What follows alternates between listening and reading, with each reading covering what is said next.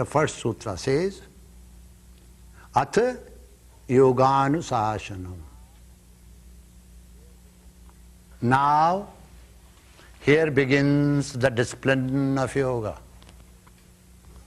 Now, when you say now, do this, it means your teacher has told you, instructed you to do something before that, and when you are prepared, when you have accomplished and when you have completed, then your teachers tell you to do something. It means the preliminaries are not mentioned here. What teacher said before, this now no one knows. Only the student and teacher know.